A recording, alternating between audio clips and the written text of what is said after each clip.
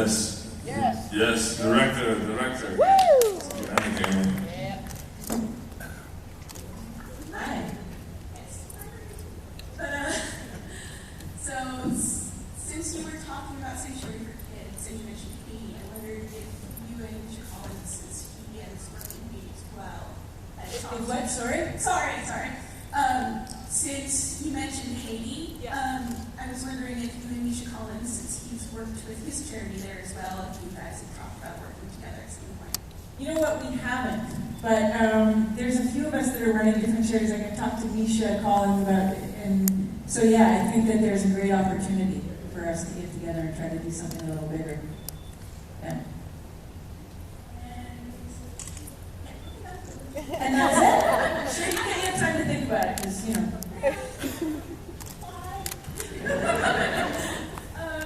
Okay, silly question. If you were on Game of Thrones, Amanda, what character would you play?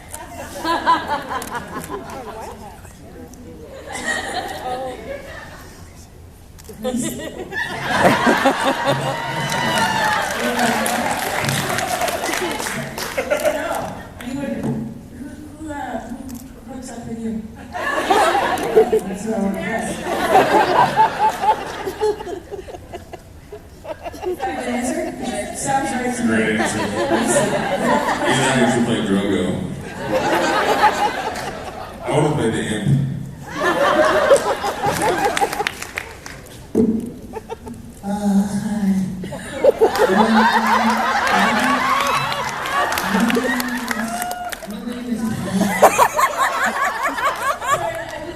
Can you please repeat your question, little My man? name is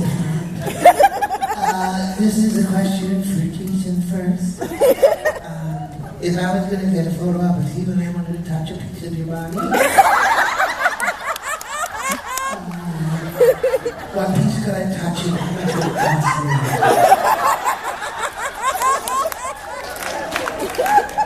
And everything below the waist.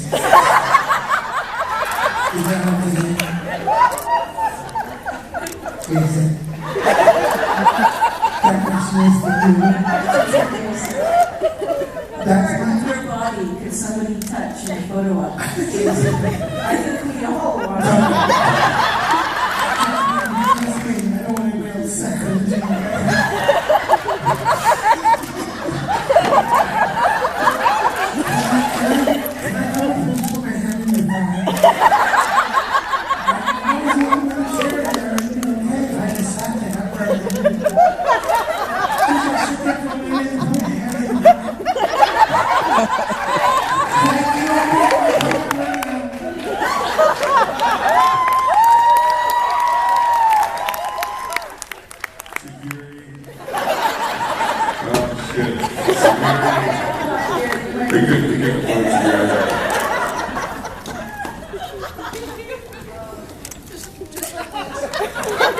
Is this okay?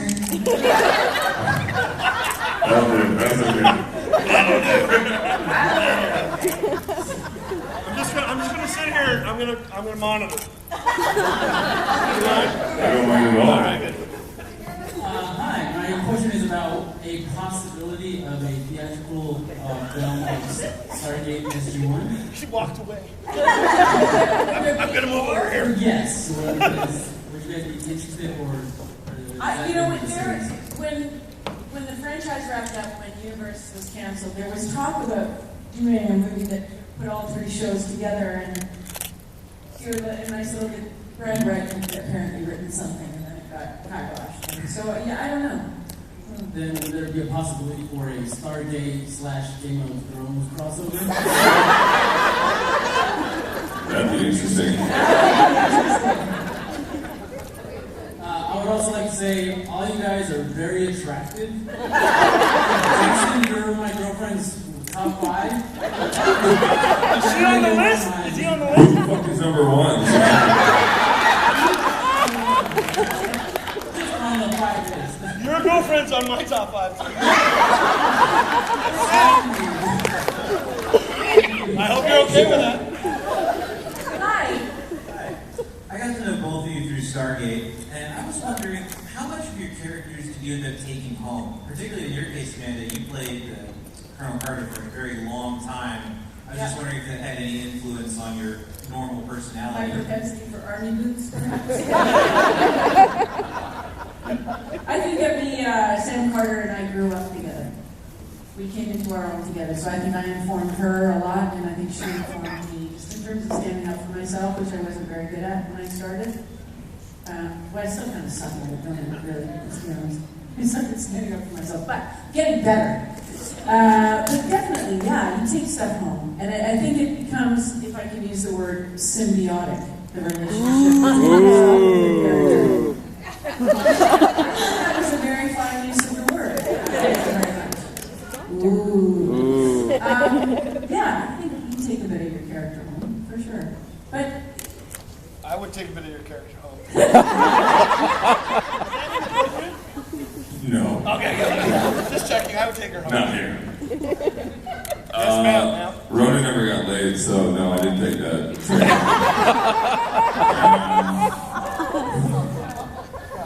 Poor Rona. No, that's why he was so angry.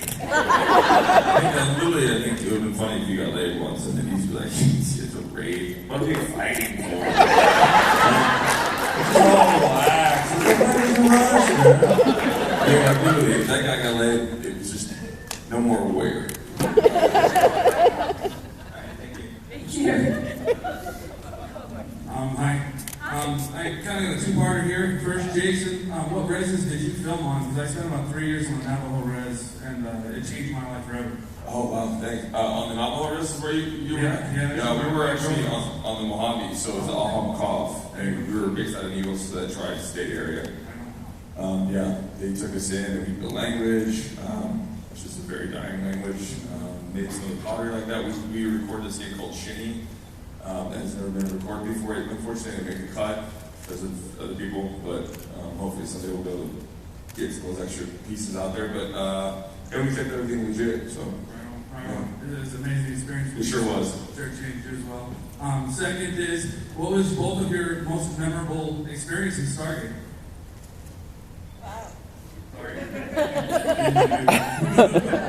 For me, I'd say filming in the Arctic, living on moving ice floe in a hutch, made of plywood,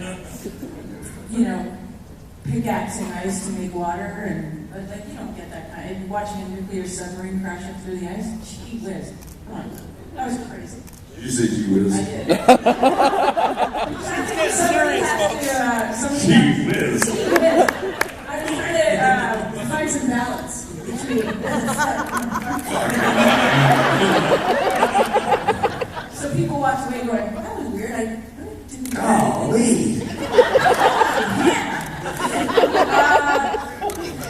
That's something important. So people, whatever. Filming in the Arctic. Jason, what was your most memorable moment? I mean, gee whiz, man, you must have had a few. I had a lot, but I do tend to drink a lot, so I forgot most of them. But My brother. I think the most memorable, and this is kind of it's incident, but it's definitely the most. Joe Flanagan and I were trapped in some rubble, and I don't know the name of the episode, but we were in this.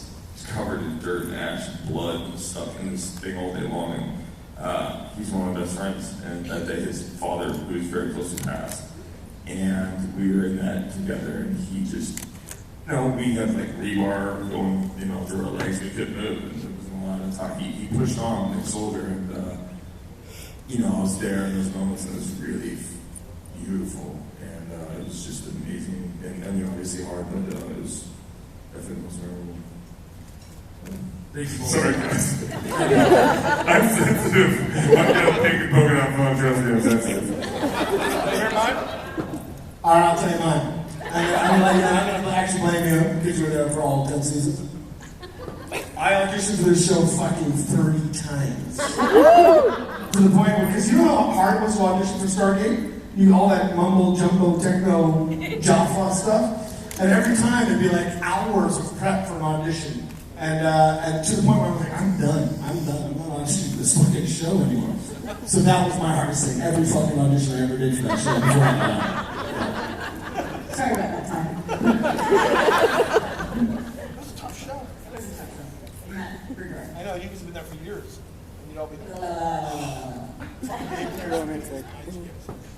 line doesn't exist in the real world. Of course, if we get it.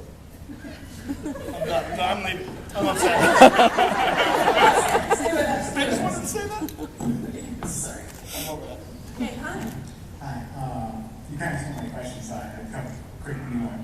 The first time, why haven't you told Jason who you also wanted to be on Game of Thrones? Why did you bring that up? I said I wanted to be your wife, and then I realized you fucked her, and I went, oh, shit.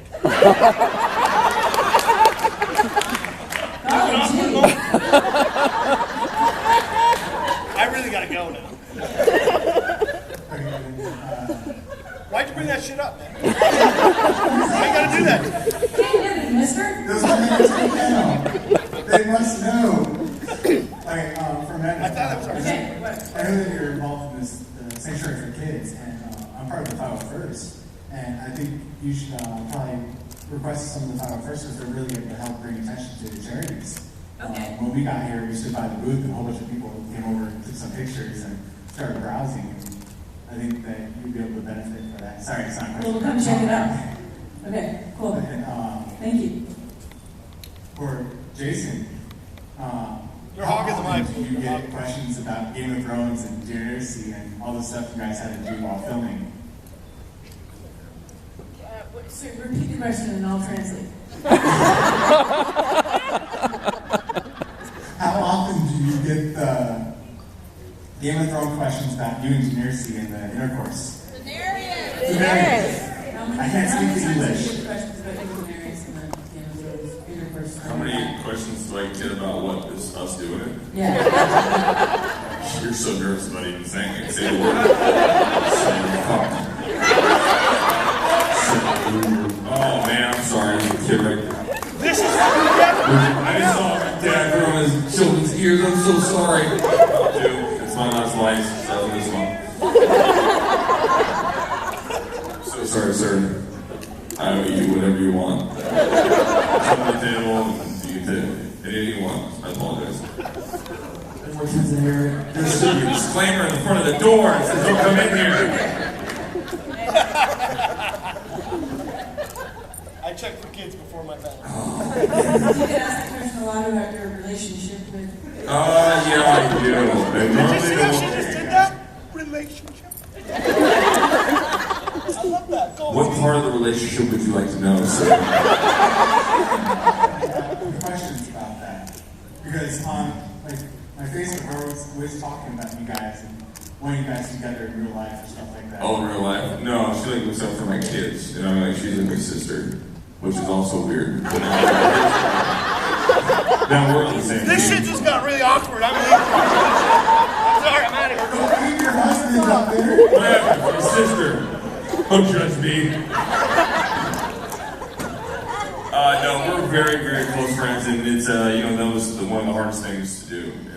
Hurt someone that you love, but then, I read the book, so it gets better. There's light at the end of the tunnel. Sorry, sir. Hi. Hello. Okay, question for both of you. Jason, if it's a fight between Drago and Ronan, who would it be? Well, Drogo if Ronan's got his gun, Drogo's dead. That's just a no-brainer. Hand in hand. Hand in hand, Drogo. Amanda, Magnus, or Carter? You can take somebody's eye out with the stilettos that Magnus wore. And I'd say Carter. Hand in hand. Thank you. I would like to see a fight between Carter and Ronan. I'd like to see it go into an amazing love scene. And she's like, pick it up. I'm like, no! I pick it up. I'm like, no! You pick it up.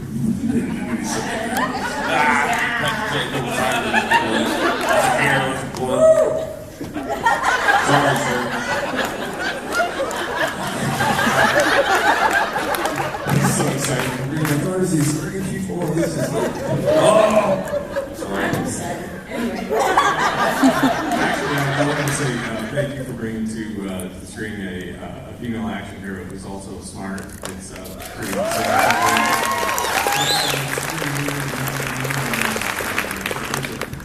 I actually asked this to Tyler earlier. I'm curious about, from both of your perspectives, obviously I'm a huge fan of Star Wars.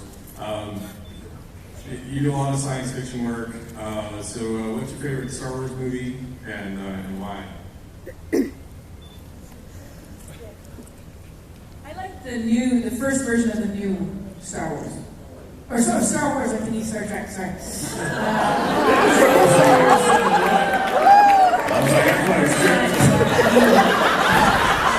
Star Wars. That's the original. Good original. I think, only because it affected me more. It's a hard question to ask. Who are you? They're trying to judge because, like, it was my, I couldn't go to the movie theaters when did the first Star Wars come out? 77. Right, I wasn't even born yet. So, like, when I saw Return of the Jedi, I literally named my cat Obi-Wan, and I named my dog Tebow after one of the Ewoks. Seriously. And so they were like, how they do that whole, like, cover her ears.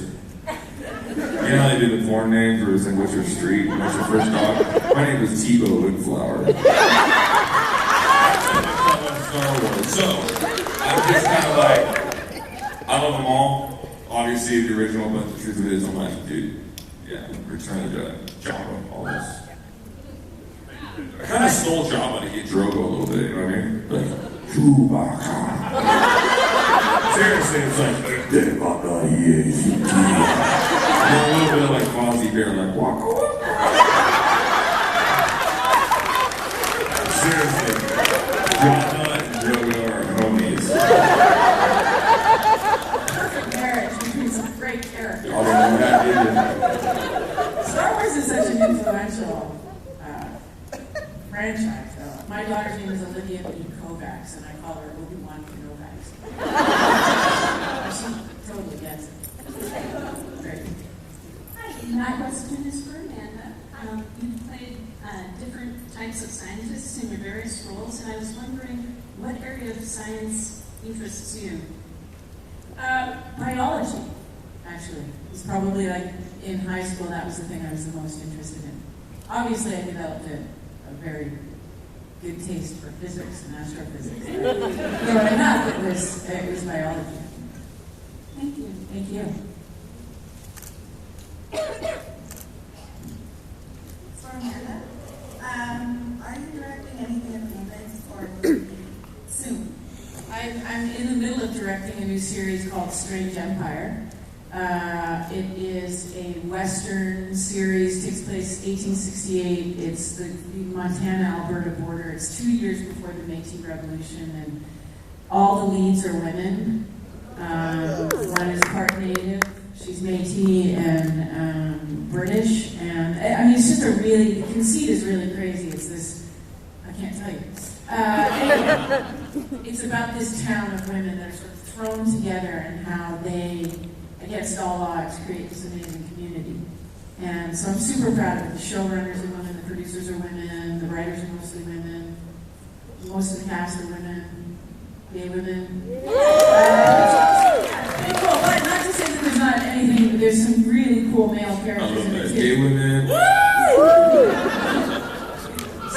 No, but there's just, it's gritty, and I get to, run around all day with horses and wagons and people dressed in cool costumes. So doing that, and then at the end of July I start prep for 4 episodes of a new series called Olympus. It's all green screen, Greek mythology. It's going to be pretty crazy. Thank you. Thank you. I have a question for you. Yeah. What's it like for you doing green screen? It's hard. Yeah. Well, there's a new technology out called Lightcraft. I don't know if you guys know about this technology, but you'll shoot against a full green screen, but Lightcraft will be able to put a previs into the cameras and onto your monitors. So if you're filming, say, a big forest scene, but all you have is green, you'll actually see where all the trees are going to be. And so you can sort of plot it out. So it all has to be mapped out. Yeah, big time. And the whole green screen is like focus marks, and it's plotted, and then it's a massively, it's not really that complicated, but it sounds complicated system. And then you can see the previs in the camera. And that's what they're using on Olympus. Remains to be seen how awesome this technology is going to be, but I'm pretty excited to work with it. Okay. So you both have acted in front of the camera and directed behind the camera. Is there a preference? Yeah, in the camera. Why? I'm just, sometimes acting, I guess I don't get enough from it. I don't like, sometimes you can have a good performance, you walk away from it, and it's in someone else's hands and then completely murder it. And I think I like being able to see something all the way through. If it's something that's my product, you went through all the beautiful emotions of writing it, and then finding your cast, and then the locations, and putting it together, and the wardrobe, and everything. It's your vision, it's your pain that's going up there. Put your music to it. At the end, you're there to stand alone. If I'm going to get ridiculed or whatever, it's torn apart. It's my pain. Obviously, you have to deal with assholes, but I'm sorry, bad people, and it's part of business. I really enjoy that. It's also fun acting. But I love the storytelling of it. It's really, it's not like being commanded. It's hiring people that are really talented and seeing the beauty in them and letting them rise, noticing other people's talents. Because when you bring other people to the next level, you can bring yourself to the next level. So it's like surrounding yourself with your soldiers. And I like keeping it intimate like that, and everyone's involved in it. So I kind of like one of the movies that I want to make the way I want to make it. And that's why I like it.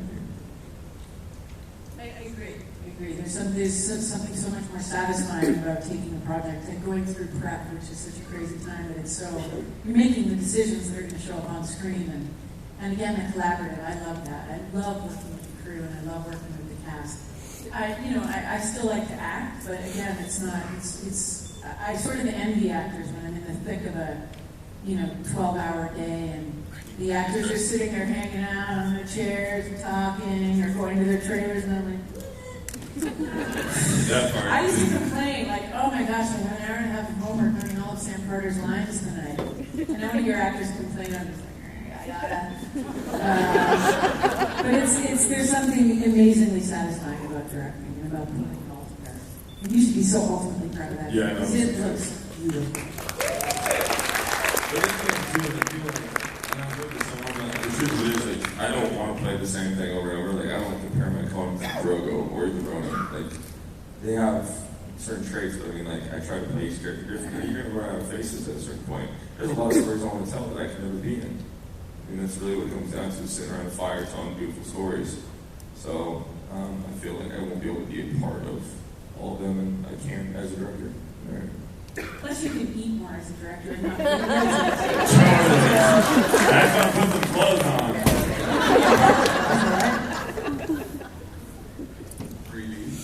I want to know what it's like to direct yourselves, since you both had to do that. And Jason, do you find yourself being the dum-dum or the smart one when you direct yourself? By the which one? Talk about being the dum-dum or the one who's great to watch. Have you been both when you've directed yourself in your show?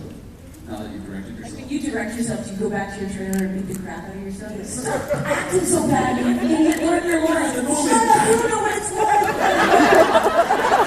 All the time. It's crazy. I'm actually probably better at, this movie I'm probably closest to me in this piece. And it was one of those vulnerable moments, two of those vulnerable moments in my career were in this film. And I think because there's so much on your plate, my DP is just I'll sit down and I just switch over and go, because it's actually, I do have fun, I love acting, but I have so many things to worry about. When I get to that, I just strip it away.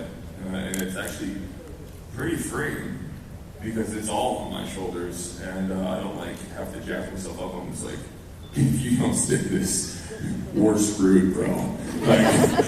So you're an actor, do it. And so now it's I mean, there's always where you can have better choices, and it's great to have, and there's many takes where you're like, you can do this better, and it's great to have a coach or something like that to be there to see that and help you. But generally speaking, I've only directed myself twice, and but it's a pain. It's just too much to handle, really, what it is. But that's the way collaboration comes yeah. in, right? Where it's like, you trust your DP, you trust your producer, you trust your first AD, and you trust your fellow actors. To know you set everything up, and then you just have to dive into the character, and you hope that the people that you trusted to watch it have got your back. Also, the one thing Road Diploma, like, it was, my character is pretty much a through line.